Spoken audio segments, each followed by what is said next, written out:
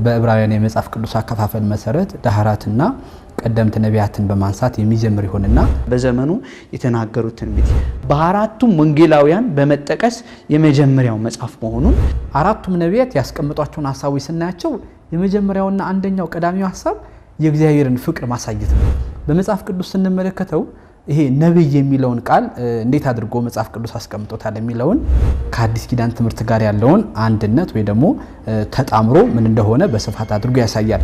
ስለ እያንዳንዱ ነቢያት አጥኚዎች የተናገሩትን ያነሳና ደግሞ ኢትዮጵያውያን ብሔራውያን ሊቃውንት ያስተካከሉትን ያቃኑትን ትምህርት ሁሉ የጨመረበት ትምህርት ነው።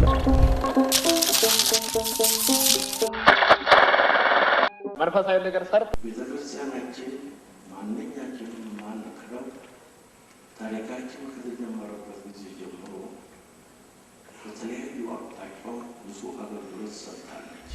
የኢትዮጵያ ኦርቶዶክስ ተዋሕዶ ቤተክርስቲያን ዘመን የማይሽረው ታላቅ አስተዋጽኦ እንዳበረከተች ታሪክ ይመሰክራል። እነዚህ የእምነት ትምህርት ቤቶች የሚሰጡት መረጃ አቻና ወደር የማይገኝለት በመሆኑ ሀገር ቅርስነት ተገቢውን ድጋፍ ሊደረግላቸው ይገባል።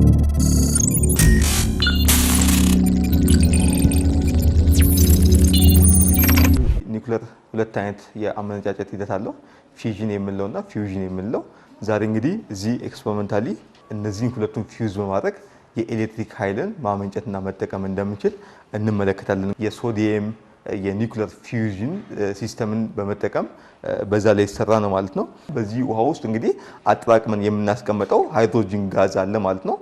ይሄንን ሁለቱ አንድ ላይ ፊውዝ በሚሆንበት ሰዓት ላይ ወደ ሃይድሮክሎሪክ አሲድ ወደ ምንለውና ወደ ሶዲየም ሃይድሮክሳይድ ቤዝ ይለወጣል።